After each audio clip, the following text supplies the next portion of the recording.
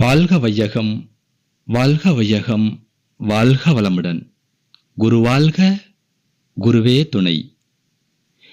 பலவிதமான பயிற்சிகளையும் ஆசனங்களையும் முத்திரைகளையும் வர்மங்களையும் பல ஆண்டுகளாக சிந்தித்து செய்து பார்த்து ஆராய்ந்து அதனுடைய விளைவுகளை தன்னுடைய உடலிலே தெரிந்து கொண்ட பிறகு உலக மக்களுக்கு ஒரு அற்புதமான பொக்கிசமான எளிய முறை குண்டலினி யோக உடற்பயிற்சியை அருள் தந்தை வேதாத்திரி மகரிஷி அவர்கள் நமக்கு அளித்திருக்கின்றார்கள். அவற்றின் பயன்களை இந்த காணொளி மூலம் பார்க்க இருக்கின்றோம். சில நிபந்தனைகள். இந்த பயிற்சியை 8 வயதிலிருந்து 80 வயதுடைய எல்லோரும் செய்யலாம். அசைவுகள் நிதானமாகவும் மென்மையானவும் இருக்க வேண்டும். பயிற்சியை ஒரு விரிப்பின் மீதுதான் செய்ய வேண்டும். வெறும் வயிற்றில்தான் இப்பயிற்சியை செய்ய வேண்டும். உணவு உண்டால் 4 மணி நேரத்துக்கு பிறகு டீ, காபி, தேநீர் முதலிய நீர்ம உணவனால் சாப்பிட்ட அரை மணி நேரத்துக்கு பிறகுதான் இப்பயிற்சியை செய்ய வேண்டும். 3 பயிற்சியை தவிர அனைத்து பயிற்சிகளையும் கண்கள் மூடிய நிலையில் உடலில் எங்கு அசைவு நடைபெறுகிறதோ அங்கு மனதை செலுத்தி செய்ய வேண்டும். அருகில் இருப்பவரிடம் பேசிக்கொண்டு இப்பயிற்சியை செய்யக்கூடாது. நமது உடற்பயிற்சியில் எந்தவித சைடு எஃபெக்டும் கிடையாது. வெட்ட வெளியில் செய்யக்கூடாது. இந்த பயிற்சியை பெண்கள் மாதவிடாய் காலத்தில் செய்தல் கூடாது. சரி, வாருங்கள் கைப்பயிற்சியின் நன்மைகளை பார்க்கலாம். நம் உடல் உறுப்புகளிலேயே அதிகமாக பயன்படுத்தும் உறுப்பு எது என்று கேட்டால் கைகள்தான். அதனால்தான் முதன் பயிற்சியாக நமது அருள் தந்தை வேதாத்திரி மகரிஷி அவர்கள் கைப்பயிற்சியை கொடுத்திருக்கின்றார்கள். அந்த காலத்துல பாத்தீங்கன்னா பெரும்பாலான வேலைகள் கைகள் மேல தூக்கி செய்யக்கூடிய வேலையாகத்தான் இருந்தது. ஆனா இப்ப பாத்தீங்கன்னா ஒன்னா உட்காந்துட்டு செய்யவோ இல்லைன்னா நின்றுட்டு செய்யவோ அந்த மாதிரி வேலை தான் இருக்குதுங்க. சரிங்களா? பெரும்பாலான வேலைகள் ஃபிங்கர் பிரிண்ட்ல வேலை செய்யற மாதிரி தான் இருக்குது. சரிங்களா? இப்போ துணி துவைக்கிறதுனால வாஷிங் மிஷின் இருக்குது, அரைக்கிறதுனால கிரைண்டர் இருக்குது. சரிங்களா? அப்படி இந்த மாதிரி வேலைகள் அதிகமாக செய்யாதனால இந்த கைப்பயிற்சி மிக மிக அவசியமாக ஒன்றாக இருக்கிறது. நிலை 1. கைகள் மேலே 4 மூச்சு, கைகள் கீழே 2 மூச்சு. இந்த நிலையில கைகள் மேல தூக்கி வச்சுக்கிறோம் பாத்தீங்களா? இந்த முத்திரைக்கு பேரு நமஸ்கார முத்திரை. இந்த முத்திரை என்னன்னா, நம் உடல் எதனால் ஆனதுங்க? பஞ்சபூதங்களால் ஆனது. அதே போல நம் கை விரல்களிலும் பஞ்சபூதங்கள் இருக்கின்றன. நிலம், நீர், காற்று, நெருப்பு, விண் என்ற பஞ்சபூதங்கள் இருக்கின்றன. இந்த 5 மூலங்கள் நம் உடலில் சமநிலையில் இருந்தால் உடல் நலமாக இருக்கும்.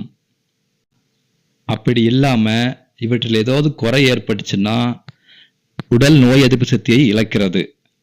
இதனால் உடல் நலம் கெடுகிறது. சரிங்களா? எந்த விரலை எந்த இடத்தில் வைத்தால் எந்த பிரச்சனை தீரும் என்று சொல்வதுதான் முத்திரைகள். முத்திரைகள் நம் உடலுக்குள் மறைந்துள்ள சக்தியை வெளிக்கொண்டு வருவதுடன் ஆற்றல் வீணாவதை தடுக்கிறது. அதுபோல இந்த நமஸ்கார முத்திரை என்பது மன அமைதியை தரும். இதற்கு இன்னொரு பெயர் அஞ்சலி முத்ரா.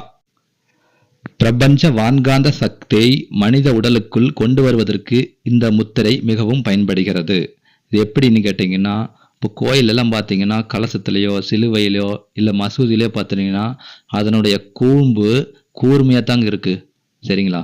அது எதுக்குன்னா இந்த பிரபஞ்ச வான்காந்த சக்தியை உள்ள இழுத்து கோயில் கருவறைக்குள் இறக்குவதற்கு தான். சரிங்களா? அதனால தான் கோயிலுக்கு போயிட்டு வந்தா ஒரு நிம்மதி கிடைக்குது பார்த்தீங்களா? அது அதனால தான். இப்படி 2 உள்ளங்கைகளும் ஒன்று சேருவதனால 2 வர்ம புள்ளிகள் ஆக்டிவேட் ஆகுதுங்க. ஒன்று உள்ளங்கை வெள்ளை வர்மம், தட்சணை கால வர்மம் அப்படின்னு சொல்லி 2 வர்ம புள்ளிகள் ஆக்டிவேட் ஆகுது. உள்ளங்கை வெள்ளை வர்மம் இருதயத்தை பலப்படுத்தக்கூடிய புள்ளி. தட்சணை கால வர்ம புள்ளி முதுகுத்தண்டை பலப்படுத்தி 3 நாடிகளையும் சிறப்பாக இயக்க வைக்கக்கூடிய வர்ம புள்ளி. இப்போ இந்த வாட்டர் பாட்டில் என்ன நடக்குதுங்க?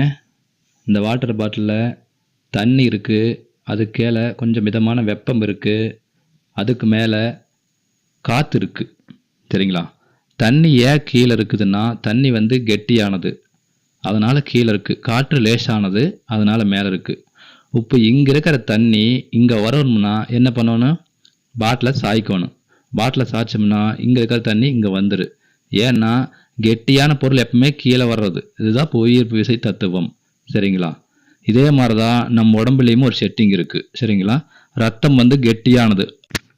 இதனால தான் ரொம்ப நேரம் நம்ம உட்காந்துருந்தோம்னா ரத்தம் வந்து எங்கே இருக்குங்க? கீழே இருக்குது. கீழே இருக்கிறனால கால்கள் மரத்து போயிடுது. சரிங்களா? இந்த நிலையில் இப்போ நம்ம கைகள் தூக்கி மேலே தூக்கி வச்சுருக்கும் போது ரத்தம் எங்கே இருக்குங்க? கீழே இருக்குது. அதுக்கு மேலே கொஞ்சோண்டு வெப்பம் இருக்குது.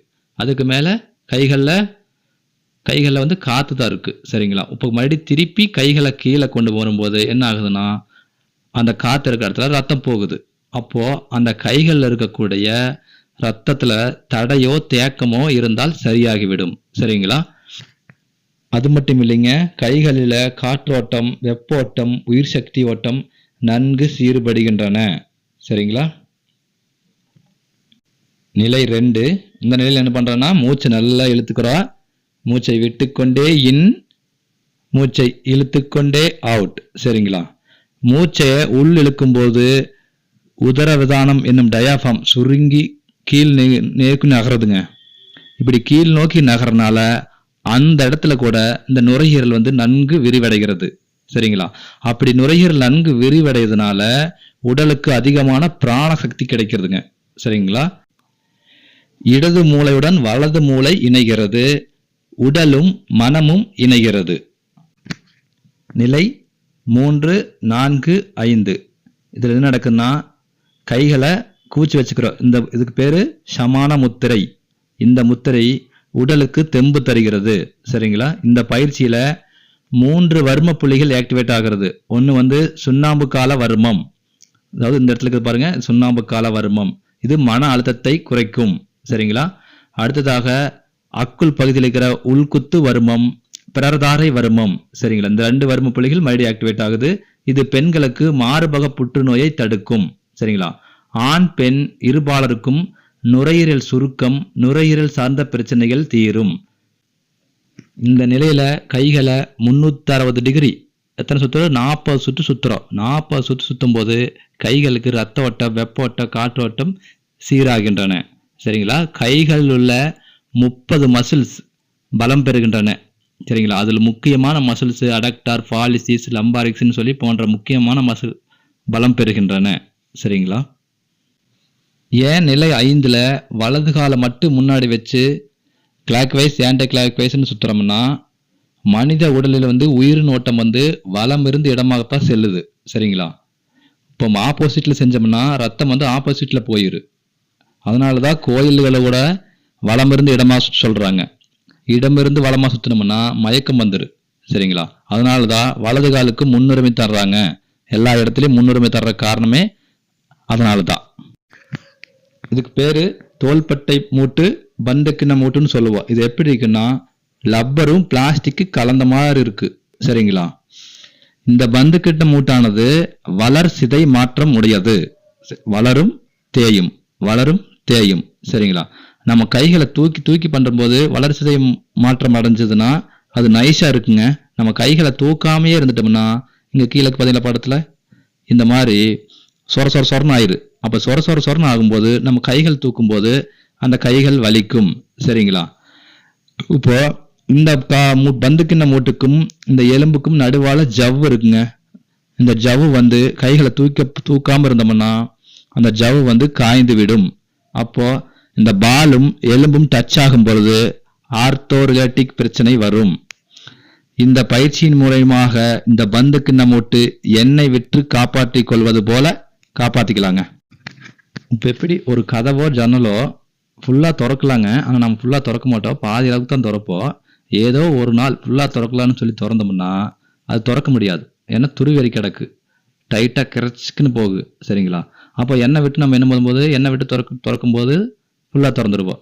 அந்த மாதிரி நம்ம கைகள் வந்து மேலே தூக்காமையே இருக்கிறதுனால அந்த சொரன்னு ஆகிறதுனால வலி எடுக்க ஆரம்பிச்சிரு.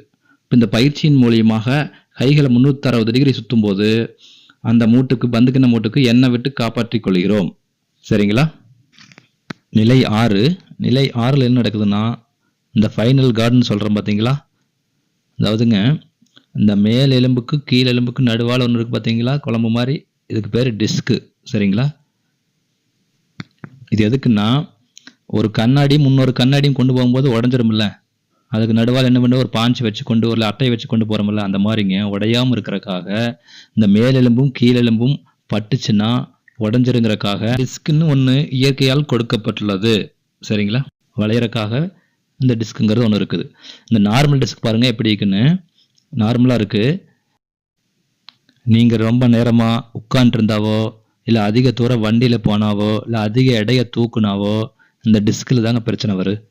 இந்த ஜெனரேட்டிவ் டிஸ்க்குங்கிறது கொஞ்சோண்டு வெளியே வருதுங்களா. அடுத்தது பார்த்தீங்கன்னா பல்ஜிங் டிஸ்க்குங்கும்போது அந்த குழம்பு வெளியே வர ஆரம்பிச்சிரு. அந்த டிஸ்க்குங்கிறது கொஞ்சம் வெளியே வர ஆரம்பிச்சிரு. வெளியே வர வர வர உங்களுக்கு வலி தாங்க முடியாதுங்க, அந்தளவுக்கு வலியாக இருக்குது. ஏன்னா அந்த வழியாகத்தான் நரம்புகள் போகுது, அந்த முதுகுத்தன் வழியாகத்தான் நரம்புகள் போகுது. இப்போ கீழே பார்த்தீங்கன்னா தின்னிங் டிஸ் வரைக்கும் பிரச்சனை இல்லைங்க, அதுக்கப்புறம் வந்து பார்த்தீங்கன்னா ஆப்ரேஷன் பண்ணி தான் ஆகணும். ஏன்னா எலும்பும் ஒன்று சேர்ந்ததுன்னா ரொம்ப வலி எடுத்துரு, எந்திரிக்கவே முடியாத அளவுக்கு வலி எடுத்துருங்க. சரிங்களா?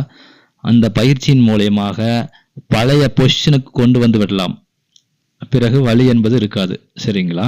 இதே போல தாங்க கழுத்துக்கு மார்புக்கு இதெல்லாம் டிஸ்க் மூவ்மெண்ட் ஆயிருந்ததுன்னா இந்த பயிற்சியின் மூலமாக பழைய பொசிஷனுக்கு கொண்டு வந்துடலாம். சரிங்களா? இந்த பயிற்சியை ஏன் கண்களை திறந்துட்டு செய்யணும்னா, பஞ்ச நாடிகளை இயக்குவதற்கு தாங்க இந்த பயிற்சியை கண்களை திறந்து செய்கிறோம். அதாவது இடது காலை ஊன்றும் பொழுது பின்கலை நாடியும் வலது காலை ஊன்றும் போது இடைகலை நாடியும் ஆக்டிவேட் ஆகும். சரிங்களா? இதனால் என்ன ஆகுனா ஆட்டோமேட்டிக்காக சுழுமுனை திறக்கப்படும். அப்புறம் கண்களை திறந்து கொண்டு பயிற்சி செய்யும் போது வலது கண்ணில் புருடன் என்ற நாடியும் இடது கண்ணில் காந்தாரி என்ற நாடியும் ஆக்டிவேட் ஆகும். சரிங்களா? ஆக மொத்த பஞ்ச நாடிகள் இயக்கம் பெறுகின்றன. கண்களில் உள்ள கோளாறுகள் நீங்கும், கண்களுக்கு காந்த சக்தி பெருகும். உடலில் நோயை உற்பத்தி செய்யக்கூடிய கெட்ட கொழுப்புக்கள் நமது இடுப்பின் இரு புறங்களிலும் சேகரிக்கப்பட்டிருக்கும். இதன் மூலம் என்னாகுன்னா தொப்பை அதிகரிக்குங்க. இதனால் உடலில் பிபி, சுகர், கொலஸ்ட்ரால், இருதய சார்ந்த நோய்கள் உருவாகும். இப்பயிற்சியின் மூலியமாக 180 டிகிரி அப்படி திரும்பும்போது கொழுப்புகள் அனைத்தும் கரைக்கப்பட்டு உடலுக்கு நல்ல வடிவத்தை கொடுப்பதுடன் பல நோய்களிலிருந்து காக்கிறது. சரிங்களா? இப்பயிற்சியின் மூலம் பிக் மசில்ஸ்ன்னு சொல்கிற இந்த மசில்ஸ் எல்லாம் நன்கு ஊக்கம் பெறுகின்றன. சரிங்களா? இதனால் என்ன ஆகுனா ஃபைனல் கார்டை நன்கு பிடித்து கொள்கிறது. இதனால் வயதானாலும் கூன் விழுவது தடுக்கப்படுகிறது. இந்த பயிற்சியை இப்படி கைகளை வச்சு இப்படி பண்ணுற பார்த்தீங்களா, இந்த கைகள் வச்சுக்கிறதுக்கு பேர் அர்த்த கைலாஸ் முத்திரை. இந்த முத்திரை டெத் செல்களை வெளியில் தள்ளிவிடும். அதாவது உடம்புல இருக்கிற டெத் செல்களை வெளியில் தள்ளிவிடுங்க. கைகளை நல்லா இறுக்கி பிடிக்கிறனால அங்கே இருக்கிற பாயிண்டில் ஆக்டிவேட் ஆகி சுகர் கம்மியாகுங்க, தைராய்டு கண்ட்ரோலுக்கு வரும். சரிங்களா? அதாவது இந்த ரேகைக்கு பக்கத்தால் இருக்குது பார்த்தீங்களா, கைகள் நல்லா இறுக்கி பிடிக்கும்போது அந்த ரேகைக்கு பக்கத்தால் இருக்கிற அங்கே இருக்கிற பாயிண்ட்ஸ் தான். சரிங்களா? நிலை 7. உள்ளங்கைகளை கால் முட்டில் வச்சு முன்புறம் 3 பின்புறம் 3 திரும்ப முன்புறம் 3ன்னு சுற்றுறோம். சரிங்களா? இந்த பயிற்சியில் கால்களில் இந்த பந்து கிண்ணம் மூட்டு அந்த எலும்புன்னு சொல்கிறோம் பார்த்தீங்களா, இந்த எலும்பு அது எப்படி இருக்குன்னா அதில் வந்து பந்து கிண்ணம் மூட்டுன்னு பார்த்தோம். இதில் பந்து இப்படி கவராகி கிடக்குங்க, மேலேயும் கவராகி கீழேயும் கவராகி கிடக்கு. இது என்ன ஆகுனா நார்மலாக இருக்கிறது முன்னாடி இப்படி இருக்க மாதிரி இருக்குது. வயதாக வயதாக வயதாக இது பார்த்தீங்களா இந்த மாதிரி ரெட்டு மாதிரி ஆகுதுங்களா, பலம் இழந்து விடுகிறது. இப்போ என்ன ஆகுனா கால் வலி வந்துவிடும். சரிங்களா? இந்த பயிற்சியின் மூலமாக இந்த கால் முட்டுகளுக்கு ஒரு லூப்ரிகேஷன் கொடுத்துட்றோம். அப்போது இந்த கால் முட்டுகள் வலிங்கிறது இருக்காது. அது மட்டும் இல்லைங்க, இந்த கால் முட்டில் 2 நியூரான் நரம்புகள் 2 இருக்குங்க. இது வந்து கீழ்காலையும் மேல்காலையும் நல்லா இறுக்கி பிடிச்சிட்டு இருக்குங்க, தாங்கி கொடுக்கு. இந்த நரம்புகள் நன்கு ஊக்கம் பெறுகின்றன. மேலும் 3 வர்ம பிழைகள் ஆக்டிவேட் ஆகும். அதாவது சிரட்டை வர்மம், சுழி பொய்கை வர்மம், குதிரை முக வர்மம் அப்படின்னு 3 வர்ம பிழைகள் ஆக்டிவேட் ஆகுங்க. சரிங்களா? அதுபோக வயசாக வயசாக என்ன ஆகுனா கால் முட்டில் வந்து கெட்ட நீர் உருவாகும். சரிங்களா? இந்த கைகள் உள்ள அங்கே வச்சு நம்ம சுற்றும் போது கைகள் உள்ள வெப்ப சக்தி அந்த கெட்ட நீரை வெளியேற்றி விடும். சரிங்களா? மேலும் கைப்பயிற்சியின் நன்மைகள் பாருங்க. கைகளில் இரத்த ஓட்டம், காற்றோட்டம், வெப்போட்டம், உயிர்சக்தி ஓட்டம் சீர்படுகின்றன. கீழ்வாதம், உறங்கும் போது மேல் உறுப்புகள் மரத்து போதல் இவை குணமாகின்றன. கை நடுக்கம், குடைச்சல் குணமாகின்றன. தோள்பட்டை வலி, முழங்கால் வலி குணமடைகின்றன. இடுப்பு பிடிப்பு, மூட்டுக்களில் உள்ள வலி குணமடைகின்றன. மூளை சுரப்பிகள், நரம்பு மண்டலங்கள் சுறுசுறுப்படைகின்றன. நன்றி. வாழ்க வளமுடன்.